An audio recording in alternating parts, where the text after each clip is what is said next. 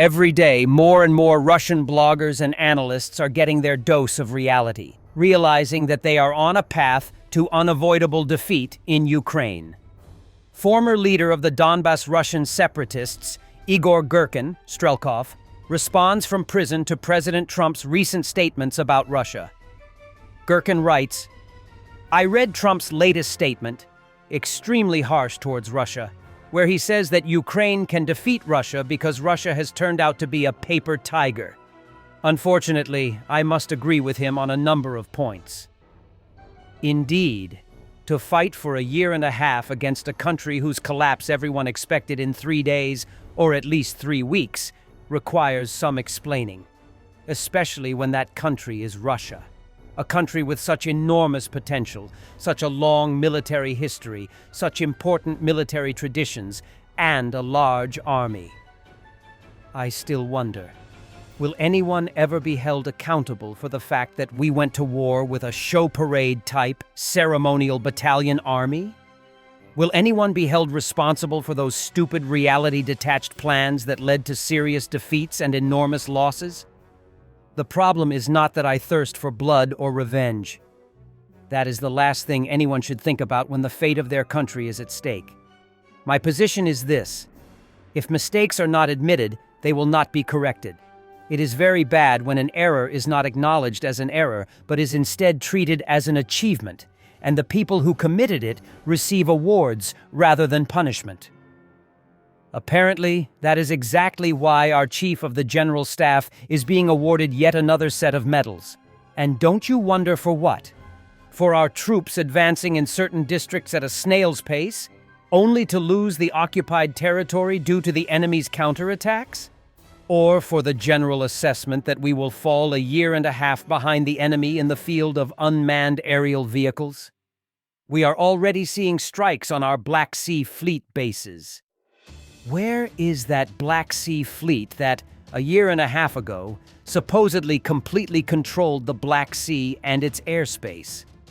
Where did that fleet disappear to, so that the enemy can now strike Novorossiysk with unmanned boats, and we are completely unable to prevent it? Or what is happening over Crimea? What is happening in neighboring regions where the opponent is striking again and again? In the end, who will answer for all this? One of our ministers was promoted, formally perhaps, but still. One general was sent to Tatarstan as an advisor, and a third well-known commander continues in leadership and continues to receive awards. What on earth is happening to us? Something must be done. A solution must be found. If we cannot win the war, then maybe we should really get out of it. But our partners will not allow that. We must think about how to force our partners to themselves leave the war. Questions arise for our military leadership if they cannot do this. Overall, I assess the situation as extremely serious and steadily deteriorating. Unfortunately, I do not see any prospect of a quick victory over Ukraine, because nothing is being done to prepare for such a victory. Roads of Russian death near Pokrovsk and Mirnorod. First clip filmed by fighters of the 155th Brigade and the second by Russian motorcyclists. Scrap heap. Vladimir Putin has managed to escape any form of real accountability for the disastrous war he unleashed in Ukraine. Despite the immense human and material losses, the failure to achieve even one of the Kremlin's declared goals, and the complete collapse of Russia's military reputation, responsibility never falls on the man who started it. Instead, blame is shifted downward, to generals, commanders, or even the rank-and-file soldiers, while the leader himself remains untouched. The so-called special military operation was supposed to last days, but after years of grinding warfare, Russia has not managed to topple Ukraine's government, secure Kiev, or stop Western aid. Even Moscow's unofficial goals, such as forcing Ukraine into submission or splitting NATO, have backfired completely. Yet inside Russia, the system is built so that Putin is always shielded, his failures turned into myths of resilience or portrayed as victories in disguise. This lack of accountability is not just a quirk of authoritarianism, it is the very reason why Russia remains stuck in a war it cannot win. led by a man who refuses to admit defeat, no matter how obvious it becomes. Another Russian spy is caught. Former Reform UK leader Nathan Gill has pleaded guilty to 8 counts of taking payments from ex-MP Oleg Voloshin in return for scripted pro-Russian statements in the European Parliament. Voloshin is facing trial in Ukraine for treason and is under US and EU sanctions. Gill was released on bail and will be sentenced in November. Prime Minister of Denmark, Mette Frederiksen. In recent days, Denmark has been subjected to hybrid attacks. Drones have been seen in several places near critical infrastructure, both military and civilian. These are attacks we must expect to see more of. They are attacks designed to create insecurity and division. They are attacks meant to shake us as people and as a society. All of this underscores that the security threat to Europe is serious and very real. That is why, over the past years, we have been carrying out a massive buildup of Denmark's defense. And it is also why we have continued to support Ukraine, which I believe can help us in this situation.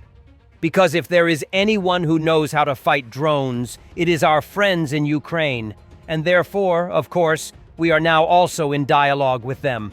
We are going to see more sabotage, more hacking, more drones, undersea cables being destroyed.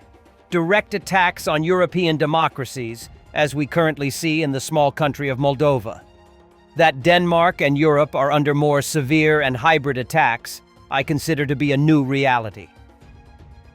On the other side, Kremlin's Ministry of Foreign Affairs spokesperson Maria Zakharova claims Kiev plans a false flag using repaired Russian Girking drones to hit NATO transport hubs in Poland and Romania, alleging the UAVs were fixed in Lviv and moved to Yavoriv.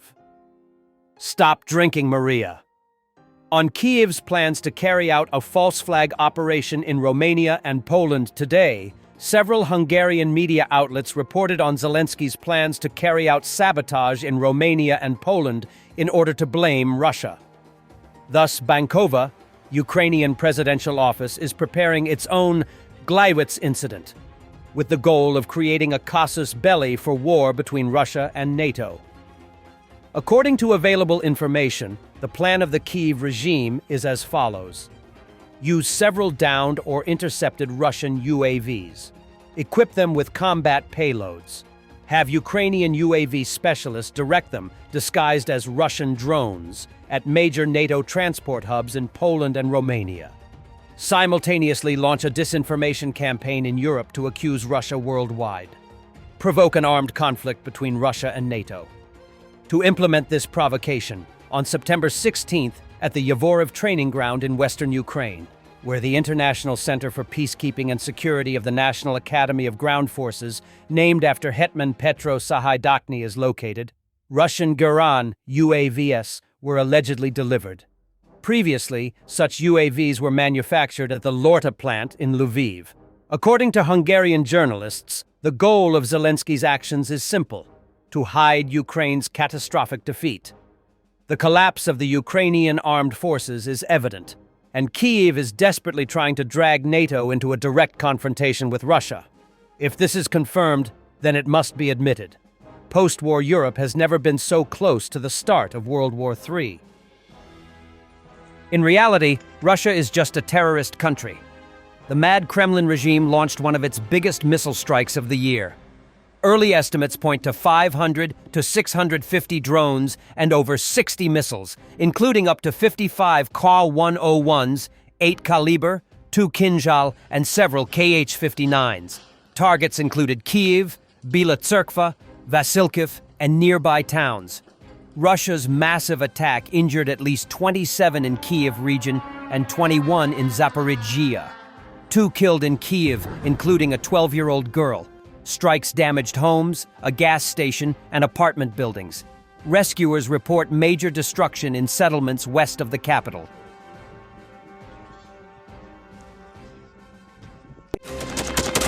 Thanks for watching, and don't forget to subscribe.